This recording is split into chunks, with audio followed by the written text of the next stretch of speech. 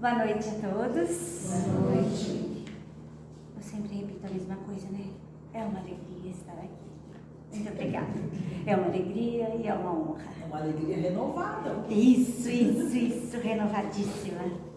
E hoje nós vamos refletir um pouquinho sobre o vazio existencial de Joana de Ângeles, psicografia de Divaldo. Que Deus tenha abraçado ele com muito amor e a gente com muita gratidão por tudo que ele fez por nós, por todas as obras maravilhosas que ele deixou. Enfim, só que antes da gente falar um pouquinho sobre o vazio existencial, eu quero falar duas coisinhas. Primeiro, sobre o livro Obras Póstumas. Lá na segunda parte desse livro tem um título assim, Renovação da Humanidade, Regeneração da Humanidade, que é a fase que nós estamos aí para transitar por ela, transitando para ela, né? Nessa transição. E dentro dessa segunda parte eu vou pedir licença para ler esse trechinho antes de continuar a fala. Diz assim: tudo segue a ordem natural das coisas e as leis imutáveis de Deus não serão revogadas, não serão subvertidas, não verão milagres, nem prodígios, nem fatos sobrenaturais, no sentido vulgarmente dado a esta palavra. Bom, aí diz: não olhem para o céu em busca de sinais, olhem em volta, entre os próprios homens, aí encontrarão. É a nossa primeira fala. Na continuação desse trecho, diz assim, que essa fase da regeneração, ela tem 4 sinais importantes que já foram falados outras vezes, mas que a gente tem que relembrar. Porque a gente olha o celular, a gente olha o jornal, a gente olha as notícias e a gente fica abismado. A gente fica apavorado, a gente fica achando que o mundo está sem controle, que o ser humano não tem jeito mesmo. Está tudo programado, está tudo certo, eles já sabiam isso há muito tempo. Quais são esses sinais que nós estamos nessa transição? Nunca se viu um número tão grande, né, na loucura dos homens, as perturbações, tudo mais. A quantidade de suicídios é indizível. Terceiro, até mesmo entre crianças. E quarto, muitos dos homens, antes mesmo de serem riscados do livro da vida, já são considerados mortos. Então aí nesse último a gente pensa assim, parece que eu não entendi. Como assim? Aí a gente tem que relembrar, por exemplo, a Cracolândia. É um desses bolsões de pessoas que fugiram da vida, né? É um lugar muito triste que eles estão morando, mas foi escolha deles. E, enfim, não participam mais da vida, da sociedade, da família. Não. Fizeram essa escolha. E estão lá e não querem sair. Muitos, né? E aí a gente tem que se lembrar que a gente não pode desanimar, os espíritos dizem pra gente. A gente tem que se alegrar, porque se nós estamos vivendo essa fase, agora, aqui, nesse momento tão difícil, é porque Deus confia em cada um de nós. Nos deu essa responsabilidade, né, de vivenciar isso e de vencer. Ter bom ânimo, ter coragem, ter força e vencer tudo isso. Ter entendimento para aqueles que fazem a sua escolha menos, né, feliz, as escolhas equivocadas, mas a gente tem que se manter fiel primeiramente a cada um de nós, que é o que nós vamos falar sobre o vazio existencial, certo? E para começar a falar sobre vazio existencial, eu quero lembrar uma história muito curtinha de um neuropsiquiatra. Ele chamava, né? Viktor Frankl. Ele é austríaco, ele nasceu em 1905. Ele era judeu, e sua família também. E na época da Segunda Grande Guerra Mundial, ele e a sua família, todos foram mandados para os campos de concentração. Só que não foram mandados juntos, separados. E aí, ele como um pesquisador, um observador, ele estava dentro dos campos de concentração e ele começou a observar as pessoas. Sabe o que ele observou? Que tinha gente ali dentro do campo de concentração que morria antes mesmo da câmara de gás. Elas morriam. Outras não, só morriam quando eram colocadas na câmara de gás.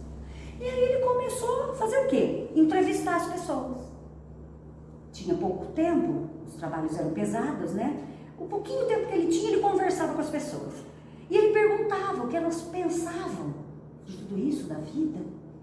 E olha só o que elas respondiam. Essas, né, que morriam antes de ir para a câmara de gás, elas só pensavam numa coisa. Ele entrevistou e descobriu. No pão de cada dia.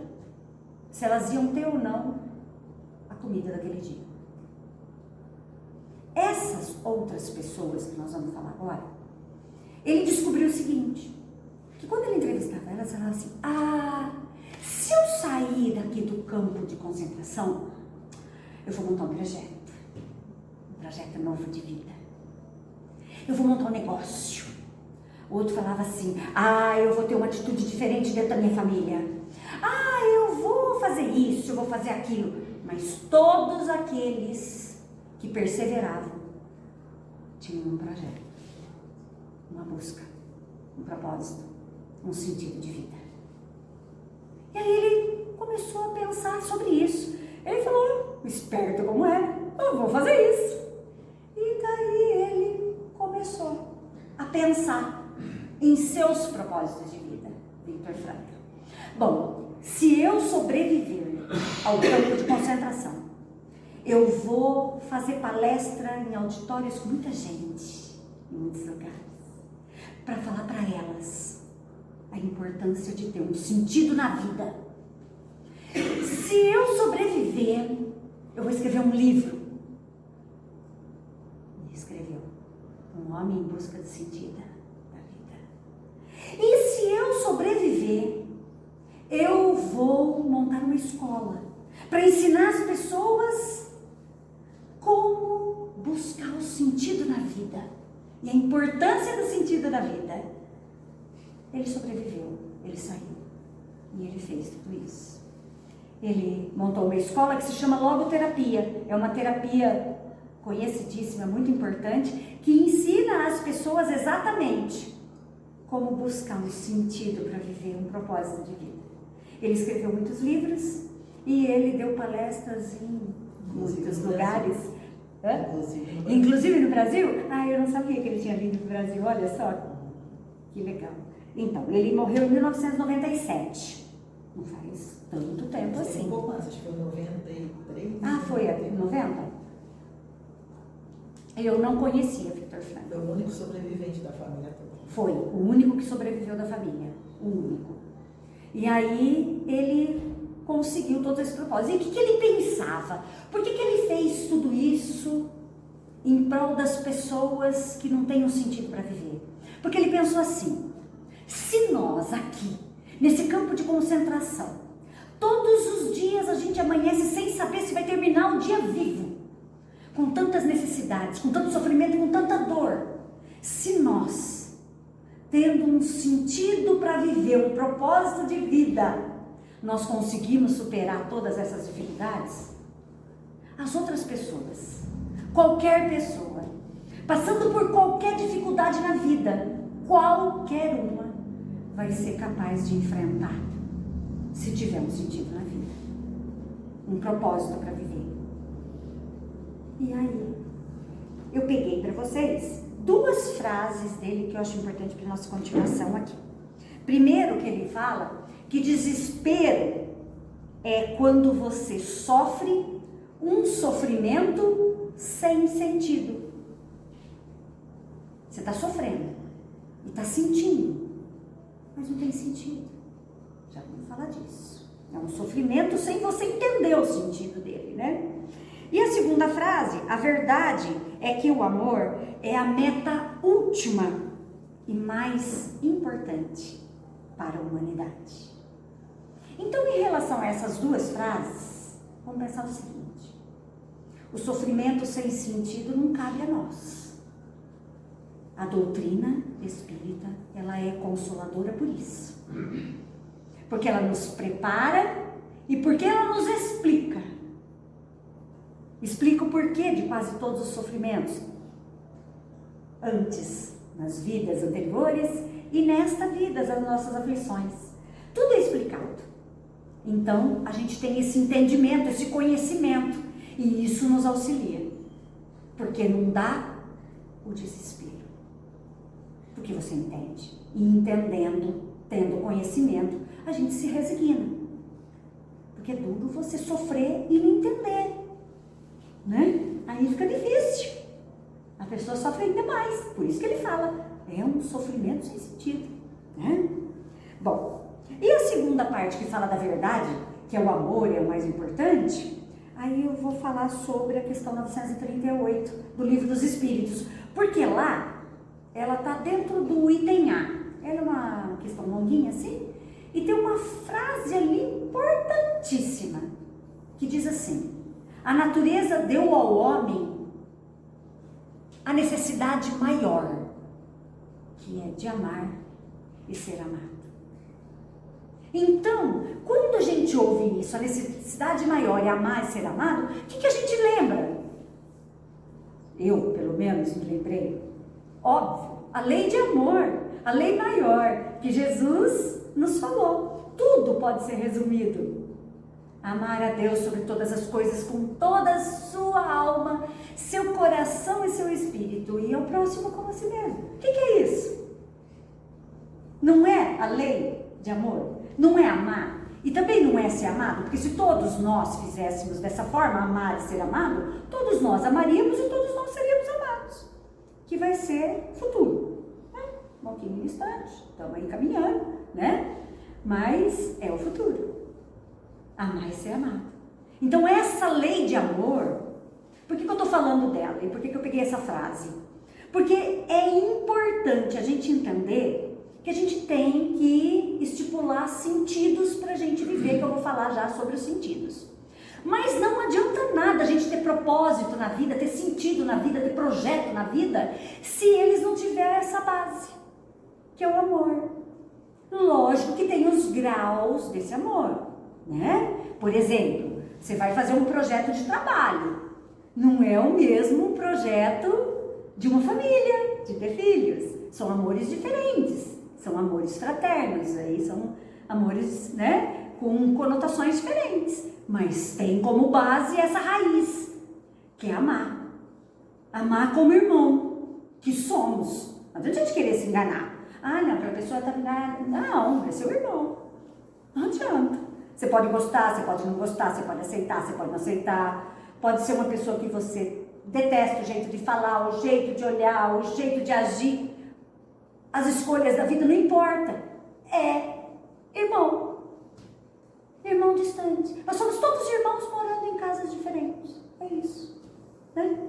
Então, um dia a gente vai entender isso. E a hora que a gente entender e absorver isso como verdade aqui, aí vai ficar mais fácil. Porque quando a gente olha para uma pessoa como irmão, você acha diferente. Se você não olhar uma pessoa como irmão na rua, você não consegue ter a mesma atitude. Então, coloca naquela pessoa esse significado. Agora ele não é meu irmão, mas pode ter sido. Agora ele não é meu pai, mas pode ter sido. Agora ela não é minha mãe, mas pode ter sido.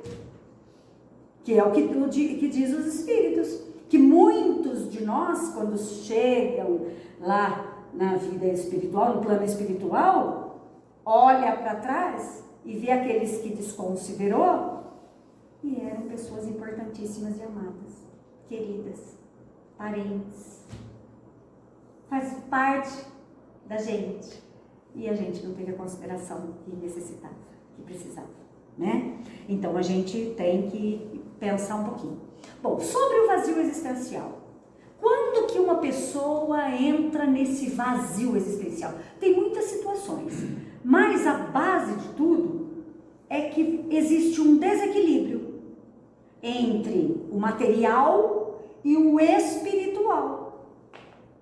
Por quê? Porque nós somos encarnados, a gente é matéria, a gente tem muitas necessidades. Se alimentar, trabalhar, cuidar da família, né, fazer atividade física, conviver com as pessoas.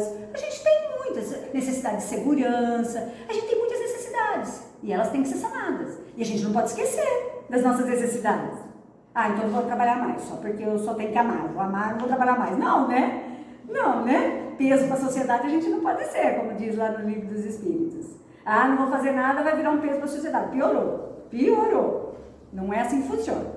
Então, o que a gente tem que fazer? Cuidar das necessidades, mas não esquecer do espiritual.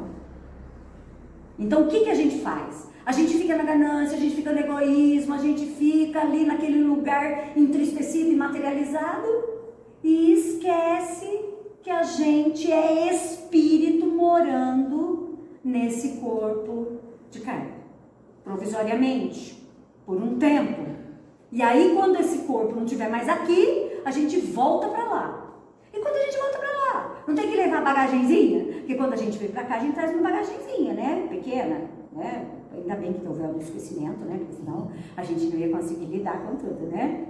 Então, ainda bem, graças a Deus. Ai, misericórdia. Mas, agora a gente vai voltar para a casa do nosso Pai, que é espírito, que é a nossa casa verdadeira, nossa vida real, e a gente vai levar o quê? A gente teria que levar o quê? As obras. Que obras? Tudo que você construiu que não é do material. Mas o que eu posso construir que não é material? Vamos pensar. Eu posso, por exemplo, fazer trabalho voluntário. Eu posso, por exemplo, estudar e evoluir, crescer, aprender. Eu posso cuidar de pessoas, eu posso cuidar de animais, eu posso cumprir com aquele propósito que Deus me deu dentro da minha família, a minha tarefa ali. Eu posso levar comigo tudo aquilo que eu fiz e que eu aprendi dentro do meu trabalho, porque trabalhar também não é fácil, tem as suas vicissitudes, as suas dificuldades, os seus aprendizados. Quantas pessoas eu conquistei nessa vida? De cada lugar que eu saí, como eu saí? Eu saí odiada, eu saí querida, eu saí com inimigos, eu saí com amigos. Eu saí graças a Deus ou eu saí chorando de alegria e de gratidão? Como é que a gente vai sair do lugar que Deus nos colocou? É a obra. Você tem que cumprir aquilo que você veio, porque você tem esses propósitos que nós assumimos antes de vir para cá, que são os nossos compromissos. São propósitos também. Nós vamos cumprir? Não vamos cumprir? Ah, mas está muito difícil. Eu sei que é difícil. Por isso que Joana de Ângeles fala que a gente tem que ter coragem. Coragem. Coragem é a gente fazer o que deve, mesmo com medo. Enfrentar os nossos medos, as nossas dificuldades e ainda assim fazer o que tem que ser feito. É cumprimento do dever. Isso é coragem, o tempo todo. Então eu tenho que equilibrar o material e o espiritual, sem esquecer que nesse espiritual tem que ter essa lei maior que a lei de amor. E tanto quanto possível no material também, né? Bom, então vamos ver o que fala do vazio existencial. Ela fala pra gente primeiro que quando a gente vai traçar sentidos na vida, propósitos na vida, a gente tem sempre que perguntar assim, que ela fala assim, Será que eu estou no lugar certo? Será que eu estou na profissão certa? Será que eu estou na família certa? Será que eu estou no centro certo? Não é? Tudo isso. A gente é colocado sempre no lugar certo. Deus guia os nossos passos. A gente não precisa ter esse tipo de preocupação. Mas em relação ao material, há algumas perguntas que Joana de Ângeles diz que a gente pode fazer para nós mesmos. Por exemplo, eu estou trabalhando. Meu projeto de vida é trabalhar. Só trabalhar. Então, como você está trabalhando? Qual é o modo como você está trabalhando? Só trabalhando? Quer dizer, então, que 24 horas do seu dia você pensa no trabalho e trabalha? Só? Tem alguma coisa errada. Isso não é sentido de vida. Porque a vida não pode ter uma única alternativa. É o que vai falar pra gente a psicóloga que a gente segue aí, Ana Teresa Camasmi, né? Ela diz assim, que quando a gente está bem na vida, como nós aqui todos bem, a gente tem que estipular, procurar, determinar alternativas para nossas necessidades. Aí ela dá como exemplo, eu tô com fome. Se eu tô com fome, em hora de almoço, eu tenho algumas possibilidades, alternativas. Por exemplo, eu posso almoçar uma comidinha saudável, eu posso almoçar uma comidinha que não é saudável, eu posso comer chocolate, eu posso só tomar refrigerante, eu posso comer salgadinho. Então eu tenho muitas possibilidades e eu sei que eu tenho essas possibilidades e essas alternativas. É escolha minha. Qualquer uma dessas alternativas. Aí, por exemplo, equivocado, eu falo assim, eu gosto de chocolate, eu sou chocolate. E aí eu janto chocolate. Aí amanhã eu tô com fome, almocei bem, passei o dia bem e tal. Vem a janta e eu tenho fome. Chocolate. E assim, muito tempo. Toda vez que eu tenho que jantar, eu falo assim, não vou fazer uma refeição à noite. Pesa muito, engorda, porque a gente tem que comer até certa hora, depois já não pode comer mais. Aquela coisa toda que o povo fala, né? Enfim, aí a gente escolhe chocolate, que é super saudável, no lugar da janta. O que acontece com esse ser humaninho que escolheu o chocolate? O cérebro dessa criatura, o cérebro, né? Ele vai pensar assim, eu tô com fome, mas ele não vai pensar com fome. Você tá com fome, mas o seu cérebro não vai pensar fome. O seu cérebro, quando tiver fome, necessidade de comer, ele vai pensar, chocolate.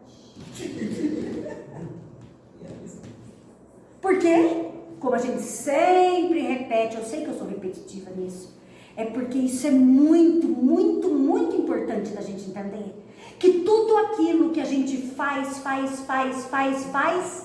cria um ciclo vicioso quando é ruim, virtuoso quando é bom. E se é vicioso ou se é virtuoso, não importa, é uma energia. E essa energia é um campo de força, que é mais forte do que nós. Que nos conduz, nos arrasta. São os arrastamentos que as pessoas têm na vida. A gente não entende, mas elas são arrastadas por conta de um vício que foi expandido. E a pessoa se tornou aquele vício. Entendeu? Então, se eu penso chocolate, é quando tiver fome, chocolate. Isso tem um nome. Joana de Ângeles diz. Compulsão. Que é a mesma coisa do tal arrastamento do ciclo energético, tá? Do ciclo vicioso. Compulsão. O que é compulsão? Compulsão quer dizer, você é compulsivo. Você vai sentir algo que está faltando para comer, chocolate. É compulsivo. É a pessoa que tem o vício, a pessoa que tem mania de comprar, a pessoa que tem mania de jogar, a pessoa que tem mania de xingar, de comer. Nossa, compulsão alimentar, a pessoa substitui a necessidade de afeto pela comida. Olha que coisa triste. Sabe essas pessoas que têm essa obesidade mórbida? Ou a magreza, não. Ou a magreza, verdade. É afeto. Tem problema ali no afeto. Então, toda vez que a pessoa tem aquela necessidade de afeto, de carinho, e não tem as alternativas que seriam dar um afeto para um animalzinho, dá um afeto para uma pessoa necessitada, dá um afeto para alguém da família, mesmo que seja distante, dá um afeto, troca o afeto com um amigo, com uma amiga. A gente tem que ter essas possibilidades, porque afeto também é necessidade. A gente tem que ter essas alternativas, entende? Para não ficar compulsivo naquilo que é equivocado. E as pessoas que ficam na internet? Compulsão também. E a gente acha que essas pessoas não têm valores. Joana de Ângeles fala, não é falta de valor, não. Nem valores morais e nem o intelectual. Elas realmente não têm coragem de enfrentar a vida e as vicissitudes e de fazer. Tem que trabalhar, mas não tem coragem, porque às vezes tem medo de ir trabalhar e falhar. Tem medo de ir trabalhar e as pessoas não gostarem e mandarem embora. Tem medo. E aí acaba fugindo para esse lugar triste aí, dessa compulsão de ficar dia, noite no computador. Um lugar assim triste. O que vai acontecer? Com o tempo a pessoa se desencanta pela vida, pela sociedade, por tudo que é institucional, né? Trata até, como diz Joana de Ângeles, com certa ironia as instituições. Com descaso e ironia. Porque acha que aquilo, né, não serve para ele, acha que está acima daquilo ali. Então, o que acontece? Acaba caindo em processos depressivos. Perigoso. Porque vai chegar uma hora, o que vai acontecer, que nós já falamos em outras reflexões? A pessoa chega um dia, vai olhar para trás, eu não fiz nada. Eu não construí nada. Eu não realizei nada. Isso é triste, né? É um lugar muito triste. Pior ainda. Tá? Bom, enfim. Então, entendendo a compulsão, mas Rose, o que tem a ver a compulsão com o vazio existencial? Então, vamos lá. Todos nós temos necessidades. A gente sabe, né? E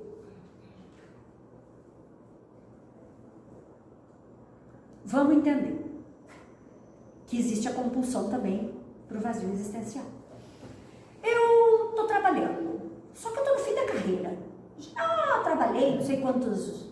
E foi mesmo, né? Trabalhou lá 31 anos, dando aula de matemática, geometria, aquele povo que falava que não sabia.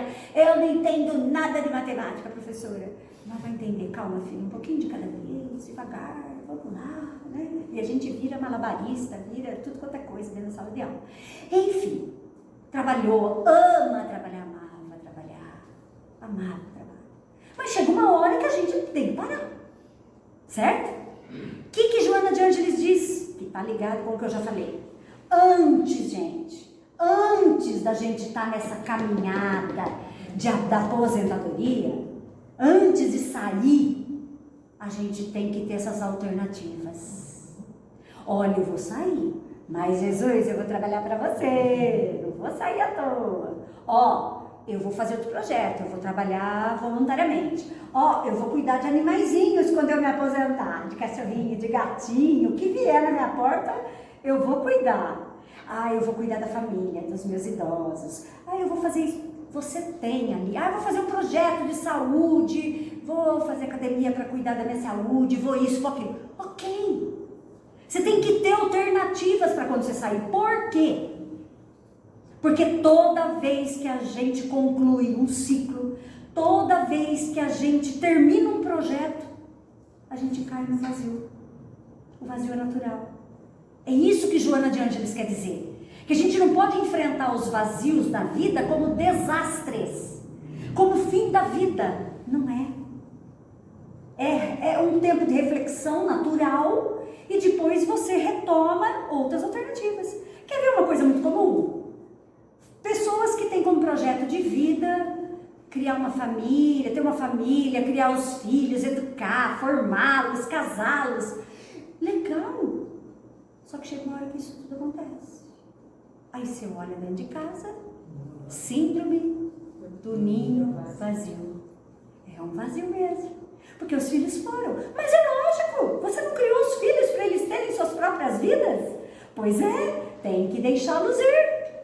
E você, por causa disso, vai se sentir abandonado, menos amado? Não! Projetos, alternativas. Se você sabe que seus filhos vão um dia sair e formar suas famílias, vocês têm que ter novos projetos para vocês, né?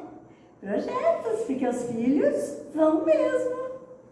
Nós não fizemos as nossas escolhas, as nossas opções de vida? Não saímos da casa de nosso pai, de nossos pais? Então, eles também chegou a vez deles. É vida adulta. Vida adulta, assumir a própria vida. Seu espaço, seu lugar para trabalhar, seu lugar para viver, seu lugar para amar, seu lugar para conviver. Vida adulta, seu lugar financeiro. É vida adulta. Que no pai e a mãe não é para estar fazendo por eles. Eles têm que fazer sozinhos para crescer, amadurecer. Senão eles não vão amadurecer nunca, e a gente não é eterno, né? Então, tem que ter esses lugares. E aí, o que acontece? Há pessoas que não agem assim. Caem, né, na depressão, caem naquele sentimento de mágoa com a vida, com os filhos.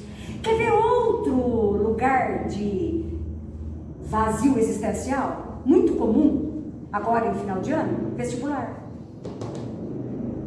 A criança começa a escola e vai toda uma etapa até chegar no ensino médio. Chega no ensino médio, qual que é o natural?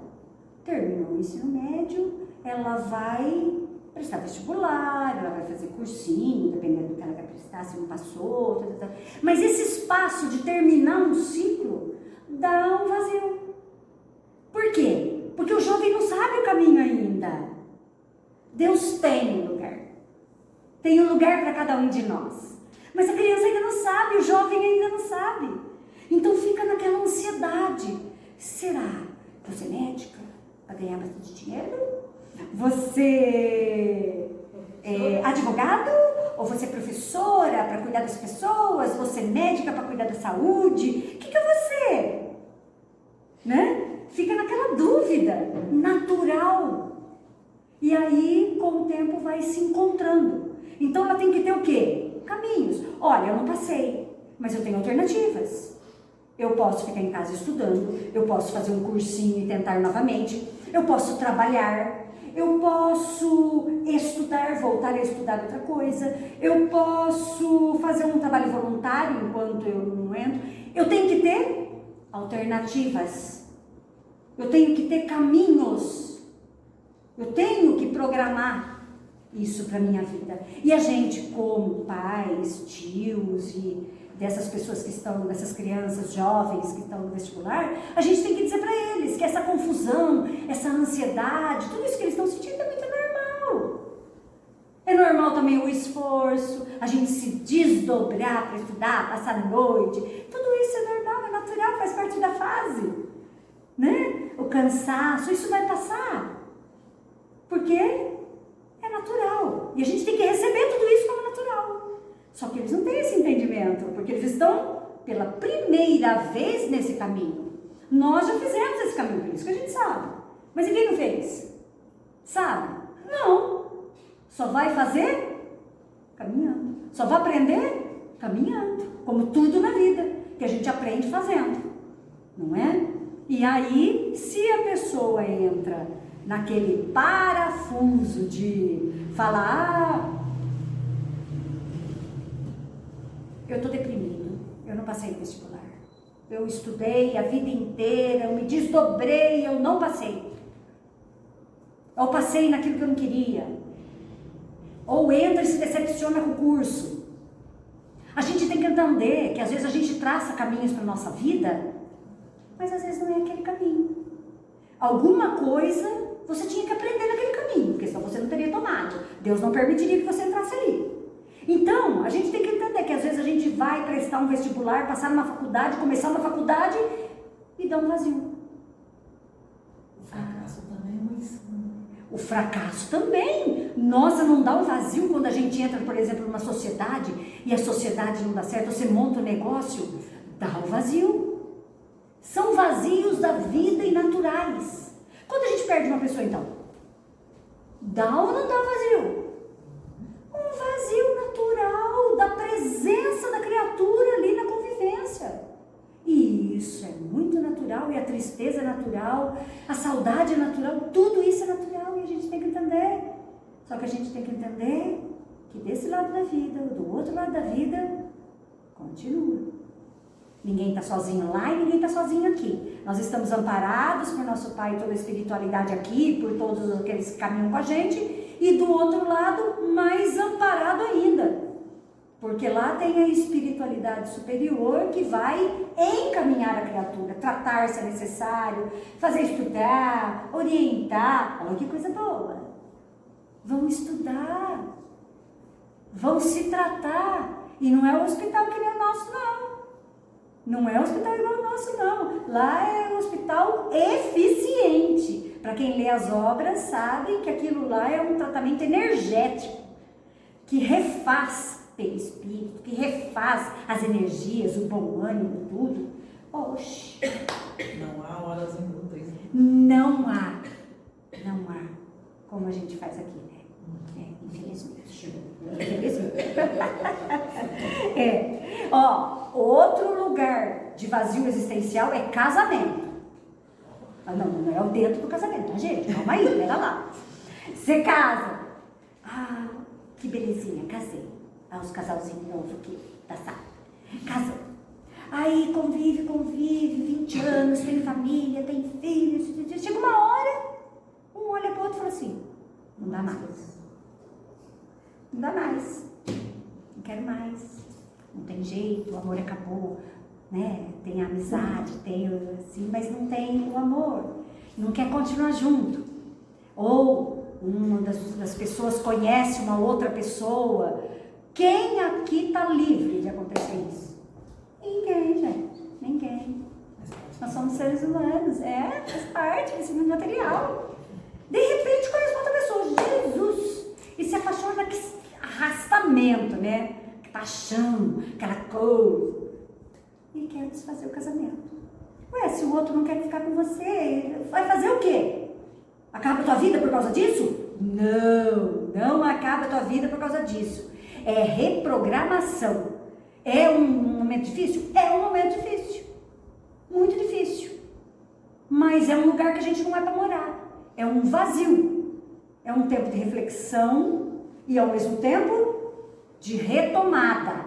Outros caminhos, outras alternativas de vida. Bom, então agora eu vou me remodelar.